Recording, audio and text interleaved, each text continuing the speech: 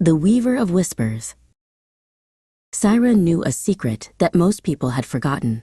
To write code was to whisper to machines, just as a witch whispers to the unseen. She sat in her chamber, surrounded by screens that shimmered with the light of 1,000 tiny stars.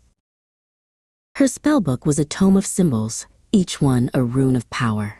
Syntax was the law of the circle. Break it, and the working would collapse. But follow the rhythm with intent, and the invisible would begin to stir.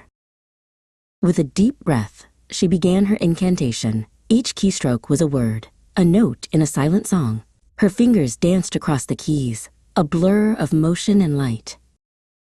The screen before her began to hum with a quiet energy. The lines of code twisted and turned, weaving themselves into a pattern more complex than any tapestry. She watched, her eyes wide with concentration.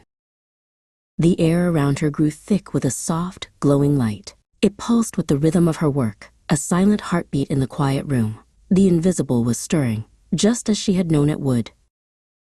From the heart of the vortex, a small, luminous shape began to form. It was a creature of pure light, with wings like spun moonlight and eyes like tiny stars.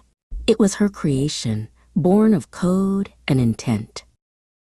A gentle smile touched her lips as the creature nuzzled her hand. It was a feeling she knew well, the quiet satisfaction of a working completed, a spell cast perfectly. She had woven a new piece of the world, a whisper made manifest. The creature took flight, circling her head in a dance of pure joy.